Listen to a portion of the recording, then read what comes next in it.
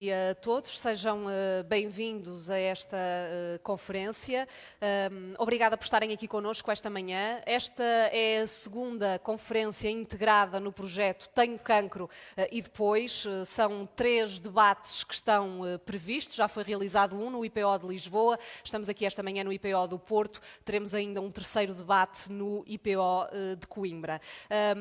Este projeto, o Tenho Cancro e Depois, é uma plataforma lançada pela SIC Notícias e pelo Expresso, em parceria com a Nova Artis, e que no fundo se propôs a discutir várias questões relacionadas com o cancro.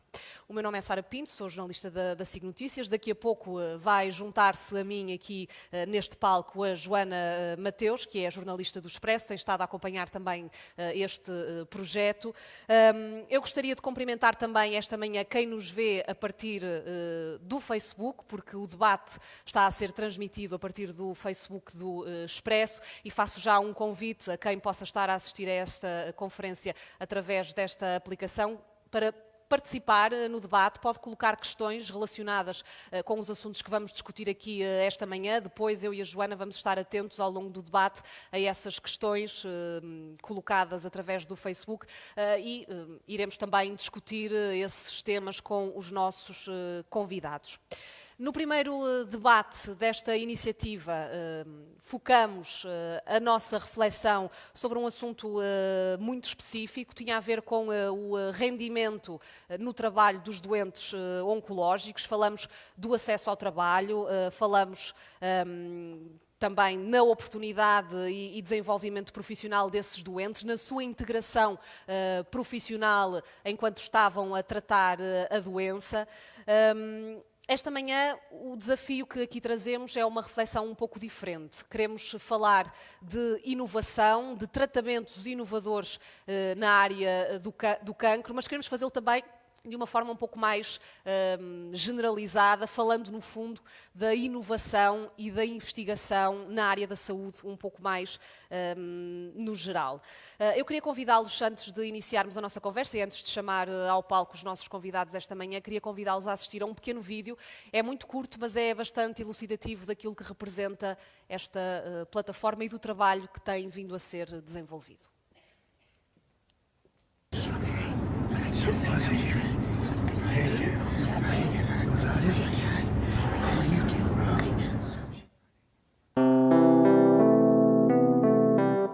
Em Portugal, apesar de se falar em cancro da mama, há ainda muito por dizer e por fazer. Raramente se fala das consequências na vida familiar, na vida profissional, das dificuldades ao nível do rendimento. Muito para lá das questões médicas, não sabemos que desafios concretos têm de enfrentar estas mulheres. Por isso, fomos perguntar-lhes. Não é só ela a pessoa que tem cancro, é toda a família que tem cancro. Essa ideia de sobrevivência. Estamos a fazer história, estamos a mudar a forma como se vai falar de cancro da mama em Portugal. É uma doença crónica, ponto. É isso mesmo. E das nossas dúvidas nasceram perguntas. Perguntas que deram origem a 5 grandes temas. Para começar, criámos um nome que é uma provocação, para meter o dedo na ferida. Ouvimos as histórias de 5 mulheres extraordinárias que partilharam connosco as dificuldades de viver com a doença. E com o apoio de 2 dos mais prestigiados meios de comunicação nacionais, convocámos a sociedade a reagir. Quantificámos estas reações num site que registra todas as interações com a iniciativa, pressionando políticos e profissionais de saúde a sentarem-se para debater e mudar políticas públicas. Para além dos números alcançados em apenas 2 semanas, vários stakeholders da esfera política e social ofereceram-se para debater estes desafios já em maio. Entre eles, o Ministro do Trabalho, Solidariedade e Segurança Social, que elogiou o projeto e reconheceu as falhas na legislação. E depois, com o apoio de todos, vamos mudar a forma como se olha para o cancro da mama em Portugal. Acho que já dá para ter uma ideia daquilo que este projeto tem desenvolvido ao longo dos meses e, de facto, há um número que salta à vista, é o de 399 mil partilhas deste vídeo nos últimos meses, e isso prova também que há muito para discutir. O cancro não tem de ser um assunto tabu, a sociedade quer discuti-lo, quer saber mais, até porque é uma doença que está a crescer de forma exponencial e, portanto, há de facto muitos assuntos que é importante discutir e a sociedade está interessada nisso. Eu chamo então ao palco os nossos convidados esta manhã. Aproveito para chamar a Joana Mateus, que estará aqui a moderar este debate comigo. Chamo também o Dr. Laranja Pontes, presidente do IPO do Porto. Doutor, faça favor. O Dr. José Diniz, da Sociedade Portuguesa de Oncologia, a deputada Maria Antónia Almeida Santos, que é também vice-presidente da Comissão Parlamentar de Saúde, seja bem-vinda.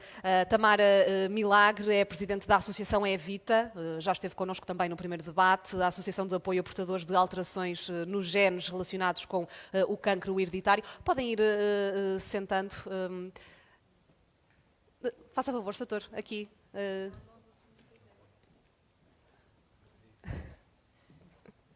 E também a Sandra Lucas é doente oncológica e tem participado neste projeto. Bem-vinda também, Sandra. Muito bom dia.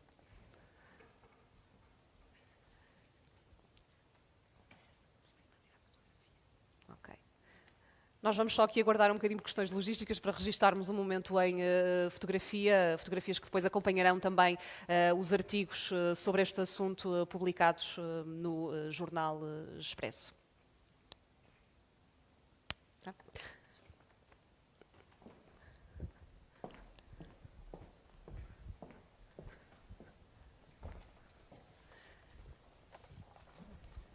Ora, antes de começarmos a fundo a nossa conversa, gostaríamos de convidar a deputada Maria Antónia Almeida Santos para fazer, no fundo, aqui um pouco uma introdução antes de avançarmos para a nossa conversa. Muito obrigada, que responsabilidade.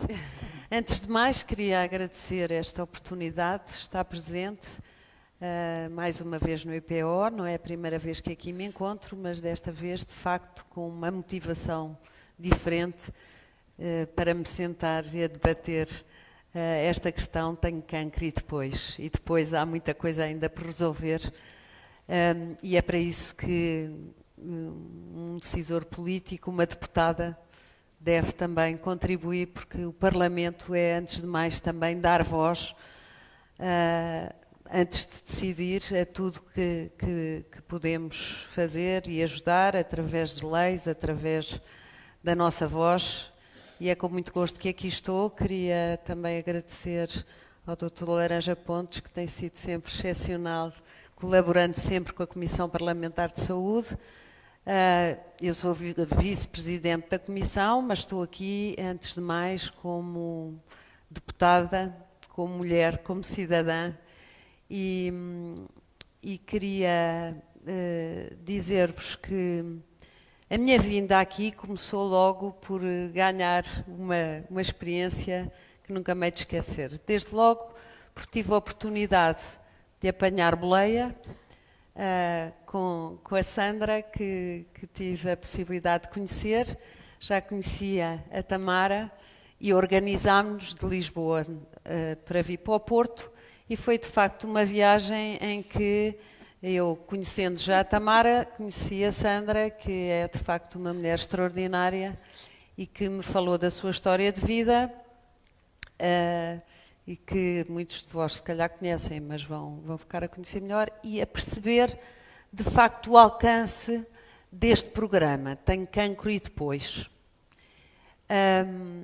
E por isso queria saudar esta iniciativa, dizer-vos que às vezes é mais importante ter esta abordagem em relação às doenças e principalmente à doença oncológica, que todos nós, uns que ainda não tivemos, outros somos fortes candidatos a ter, e portanto é bom encararmos esta doença não como uma banalidade no sentido de banalizarmos a doença, mas de facto que nos pode a todos acontecer e que devemos ter uma abordagem diferente. Convidaram-me para falar na questão dos tratamentos inovadores. Muito se poderia dizer. Eu penso desde já que o investimento em inovação, seja inovação terapêutica, seja inovação de mecanismos de organização, é sempre bem-vinda, é um investimento que traz sempre muitos ganhos, isso temos a certeza, não é um investimento para perder. E, portanto, tendo essa certeza, por que não investir mais?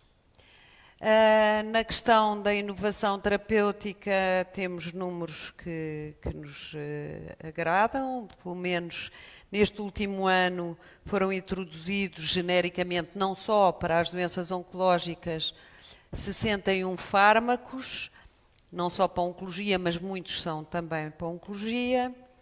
Temos a questão que apareceu e que nem sempre é transmitida, a questão da pluripotencialidade dos fármacos. Eu, ainda há pouco tempo, e porque trabalho na Comissão de Saúde, ouvi uma opinião sobre esta questão que, sinceramente, me tinha passado ao lado e que é uma questão importante, alertar para a questão da pluripotencialidade terapêutica dos fármacos inovadores no tratamento do cancro, ou seja, que sabem melhor que eu, por exemplo, se há um medicamento inovador para o cancro da mama, e visto que falámos aqui no cancro da mama, rapidamente e por força da investigação clínica adquire indicação para outros tipos de cancro, por exemplo, o útero. E isto cria um impacto, de facto, imprevisível, mas legítimo, do ponto de vista da despesa. Pode, de facto, a despesa aumentar exponencialmente. Mas esta despesa, e é isto a mensagem que eu queria dizer, esta pluripotencialidade dos medicamentos, esta despesa vai gerar muita... esta despesa é um investimento nas pessoas, é um investimento no trabalho, e agora falamos nas questões das leis laborais e das questões das pessoas que têm doença oncológica e a sua relação com o mundo do trabalho, e não há dúvida que a legislação tem que mudar, sei que há abertura do Governo para o fazer, mas até parece impossível, ainda estamos com a abordagem do antigamente, não é? Quer dizer, nós temos que encarar o cancro como uma doença crónica, e ainda bem que é assim, porque quer dizer que há uma sobrevida enorme e que podemos ter avanços muito grandes. E, portanto, resta-me para esta primeira intervenção agradecer a todos os profissionais que aqui estão, que tanto têm feito pelos doentes e por os não doentes, e que devemos ter, por um lado, uma postura preventiva, mas também uma postura curativa, porque já é possível em muitos casos, e eu, enquanto deputada e vice-presidente da Comissão de Saúde, farei o que puder para ajudar esta causa, porque estou mesmo convencida que investir na inovação, seja ela qual for, é de facto o caminho que temos que seguir. Muito obrigada. Há de facto essa ideia que é aquela que nos move também neste debate, é que o cancro deve ser de facto encarado como uma oportunidade de vida e não uma sentença de morte, e é um pouco sobre isso também que vamos falar esta manhã. Muito obrigada. Vamos, Joana, dar início ao debate.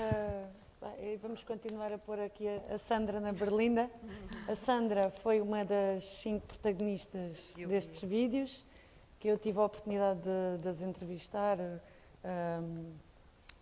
para podermos fazer estes vídeos que estão a ser bastante partilhados, e aprendi muito com cada uma delas, e com a Sandra aprendi uma coisa sobretudo, que é não ter medo da solução, e a solução pode vir de toda esta inovação que há, e muitas vezes ao falarmos com pessoas que têm cancro, as pessoas dizem, eu tenho medo, eu não quero experimentar, eu não quero ser cobaia, eu não quero experimentar os tratamentos inovadores, e a Sandra tem uma visão completamente diferente sobre este preconceito, não é? e como os tratamentos inovadores podem ajudar os doentes oncológicos. Queres começar por falar um bocadinho sobre... Então, primeiro sobre também isso. gostava de agradecer o convite para estar presente e dar o meu testemunho. Em relação à inovação, então, a inovação não são só os ensaios clínicos, são também testes genómicos, genéticos que podem ser feitos. Eu durante todo... A minha doença é uma doença metastática e aqui na doença oncológica é importante separar também aqui as intenções terapêuticas. Portanto, a minha doença é crónica, mas a minha doença só corresponde a 17 a 20% das doentes que recidivam e que a maior parte dos cancros de mama até tem intuito curativo, portanto as pessoas não tenham medo de ter cancro porque normalmente corre bem. O meu não correu, mas não é estatisticamente o mais comum. Mas aquilo que eu tenho feito é abrir um bocadinho também a janela à inovação, no sentido de fazer testes que caracterizam melhor o meu tumor para conseguir fazer terapêuticas mais dirigidas. Eu fiz um teste na Foundation One para perceber que tipo de mutação somática é que estava inerente ao meu tumor e por isso consigo estar a fazer um tratamento mais adaptado àquilo que o meu tumor expressa. Também já participei num ensaio clínico. E aqui é importante desmistificar nos ensaios que os doentes, quando entram para os ensaios, não são ratos de laboratório e que as pessoas devem estar um bocadinho abertas aos ensaios, porque no caso do contexto da doença metastática, apesar de não se saber qual é que é o resultado do ensaio, já houveram testes preliminares, ensaios de fase 2, fase 1, modelos animais, que justificam testes de efetividade e de segurança que podem justificar o clínico nos aconselhar a fazer aquela linha terapêutica. E por isso, e não só pelo benefício do doente que ganha na sobrevida porque tem mais uma linha experimental, não é? A própria sustentabilidade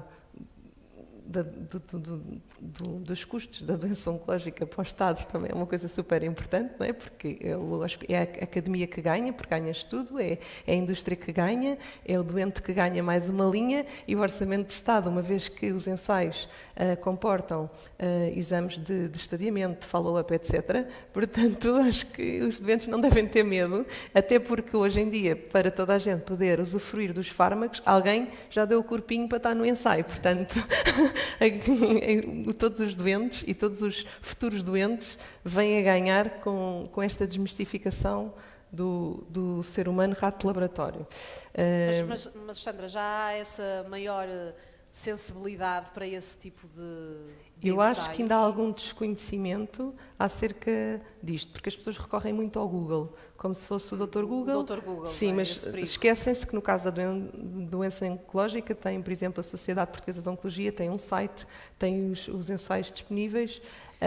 E ali daqui a pouco o Dr. José Diniz já nos vai pôr a par disso também. Sim, e outra coisa que eu também acho, e gostava muito, é que chegassem a Portugal ensaios que existem lá fora e que não existem cá, porque se eu fizer uma pesquisa no Val d'Hebron, tem imensos ensaios e é só aqui já na Espanha ao lado, e aqui em Portugal porque é que não há? Ou porque é que, por exemplo, eu fui agora há pouco tempo a Washington perceber o que é que estavam a fazer no NIH e sabia que existem linhas e combinações de linhas que não fazem cá e que... Pronto, quer dizer, eu acho que o doente também tem aqui um papel de se informar para saber como é que se move e na sua própria responsabilidade do doente, como é que desempenha o seu papel. Tamara, se calhar pode dar-nos aqui também um pouco o retrato mais global, porque certamente na associação também falarão sobre isso. Estas dúvidas que muitas vezes os doentes têm, colocam-nas à associação? É um tema que abordam, esta questão da participação nos ensaios clínicos? Na maioria dos casos, as pessoas nem se lembram ou nem sabem que há uma coisa chamada ensaios clínicos. E isso, de facto, é um papel fundamental também de uma associação, explicar e, portanto, ensinar as pessoas relativamente aos ensaios clínicos, que isso é uma coisa boa, que isso traz provavelmente novos medicamentos ao mercado e tudo o que estão a fazer agora também passou antes por ensaios clínicos. Ninguém é rato do laboratório e as pessoas, inclusivamente, têm uma vigilância completamente diferente, muito mais cuidadosa, estão em excelentes mãos participando no ensaio clínico, não é? E normalmente não fazem um tratamento que possa ser pior do que aquilo que é o atual standard para esta doença, este caso. Normalmente é uma coisa supostamente melhor. Pior não vão ficar. E qualquer coisa que não esteja a correr bem, também interrompe-se logo o ensaio clínico, claro. Portanto, no fundo, acaba por ser maior a vontade do doente em contribuir para uma possível solução do que propriamente um sentimento de desconfiança em relação ao Então, ensaio? se nós falarmos numa doença metastática que é incurável, que isso é um facto, então só me resta experimentar outras coisas. Ou eu paro já com os medicamentos que temos no mercado e não estão a resultar, ou então eu experimento um potencial novo medicamento que possa, de facto, prolongar significativamente a minha vida. Isso é ótimo. Vamos tentar perceber um bocadinho melhor também como é que funcionam estes ensaios. Há pouco a Sandra já passava ali a bola ao Dr. José Diniz para percebermos melhor como é que isso funciona. Sim, se calhar vou passar para o José Diniz, que é representante da Sociedade Portuguesa de Oncologia, e isto da inovação não é só medicamentos, ou é? Todo este acesso a novos mercados, a novos medicamentos e todas estas novas terapêuticas, existe também toda uma organização dos hospitais e do Estado e de pensar isto de uma maneira mais abrangente. Em nome da SPO, agradeço o convite que nos foi feito, e é com muito gosto e que aqui estou. A Sandra quase que já de rajada passou pelos grandes temas. Eu vou comentar 2 ou 3 coisas, é muito importante. Nós na SPO temos feito algum trabalho de reflexão sobre este assunto. A inovação é muito mais do que ensaios clínicos, muito mais do que fármacos ou até novos dispositivos médicos. Interessa-nos muito também falar sobre a organização, a inovação de processos, porque a inovação de processos é que mais tarde vai dar origem a que os ensaios clínicos e essa inovação farmacológica possa entrar com acesso a todos, não só a algumas pessoas que são mais esclarecidas. Portanto, nós somos... O Sistema Nacional de Saúde cobre grande parte do país e, portanto, temos que nos preocupar, enquanto organização científica e da área, de proporcionar que essa inovação chegue a todos. Okay? E, portanto, achamos muito importante, numa altura em que se prevê que a incidência do cancro vai aumentar 30% e em que há escassez e problemas médicos, como vemos nos hospitais, com a abertura de telejornais, como é que nós vamos conseguir tratar mais pessoas com menos dinheiro? Isso é possível. Okay? Veja-se o caso do IPO do Porto, que fez uma mudança estratégica na concepção da abordagem do doente oncológico há cerca de 10 anos atrás, poupou dinheiro, gastou menos e é mais eficaz e, pelo contrário, conseguiu fazer que a investigação aqui chegasse de uma maneira a todos, que é o que me interessa. Não pode ser só, porque senão começamos a ter áreas de nicho. E é preciso espalhar isto a nível nacional. As pessoas têm o mesmo direito de Vila Real de Santo António até a Valença do Minho ou à Ilha do Pico terem as mesmas condições. Esse é que é o nosso grande desafio. Que mudança foi essa que fez há 10 anos atrás? O Dr. Laranja poderá explicar, mas é a mudança do paradigma. Nos últimos 10 anos o IPO mudou, abordou a abordagem por patologia. Nós não temos aqui o serviço de pneumologia, de medicina interna, temos a dar apoio, mas temos unidades de patologia, cancro da mama, tumores digestivos, tumores do sistema nervoso central. Mas isso é o que nós fizemos agora. Mas temos a inovação futura, e já foi falado, se calhar isto já é obsoleto.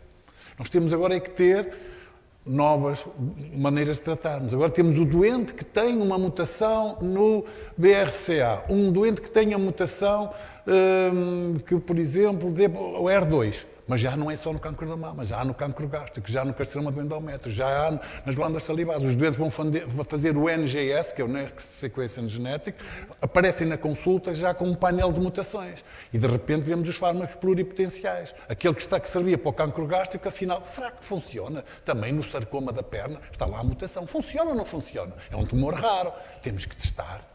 Temos que testar. E como é que se testa isso? Somos só nós? Não. Temos que estar associados a plataformas internacionais. Porque nos Estados Unidos é fácil porque eles funcionam nos 52 Estados americanos e têm uma estrutura. E nós temos que estar a nível europeu, não fazemos parte da URTC ou de outras organizações, mas sempre à escala europeia. E, portanto, temos que ter estruturas nacionais que sejam capazes de estar de acordo com os padrões mais elevados europeus, porque senão batemos à porta destas organizações e dizem: vocês ainda têm muito que melhorar. Portanto, o ensaio não vai para aí que vocês não têm os estándares mínimos de qualidade. Que estamos atualmente. Exatamente. E, portanto, nós temos que mudar muita coisa em Portugal ao nível das estruturas de execução, portanto, ao nível da abordagem, e depois também nesta área mais específica que é de quem é que tem acesso a esta terapêutica de ponta. Mas para nós estarmos lá, nós temos que obedecer. Se nós quisermos organizar um campeonato do mundo de futebol aqui em Portugal, ou um europeu, nós tivemos que ter capazes de fazer estádios, fazer tudo. Só não vem para cá, ponto final. Se calhar até vai mais depressa para a Turquia, ou vai mais depressa, agora vai para a República Checa. Portanto, nós temos, isto também é um jogo de competição, e é por isso que alguns ensaios não vêm para cá, porque todos querem lá estar. E nós, desculpem-me lá o termo, temos andado um bocado a dormir na forma. E, portanto, se nós não olharmos por nossos meios cá em Portugal, ninguém vai olhar. Em Espanha vive-se um momento vibrante de ensaios, porque eles já deram a volta em 2007, organizaram-se como estrutura, o Instituto Carlos III definiu as regras que todos os hospitais têm que fazer e, portanto, estão todos a jogo. Nós, aqui em Portugal, ainda temos só 2 ou 3 estruturas que estão a arrancar e uma equipa, 2 equipas não fazem um campeonato. Nós temos que ter 5, 6 centros para valer a pena, porque nós estamos no fundo da Europa, isto exige uma logística muito grande.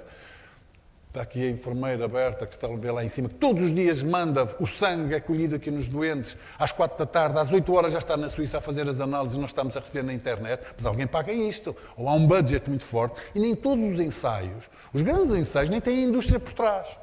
E para os próximos anos nem pensar nisso, são as associações de doentes, os ensaios clínicos perpétuos, por exemplo. Temos uma análise, o doente tem um ensaio clínico que analisa, está toda a construção do ensaio, da logística, da SEIC, a parte regulamentar toda, e depois as associações de doentes vão dizer: ok, no cancro de pulmão, mutação no ALK. E as associações de doentes vão convidar 2 ou 3 empresas para financiarem o ramo da mutação do ALK, que arranjam um fármaco.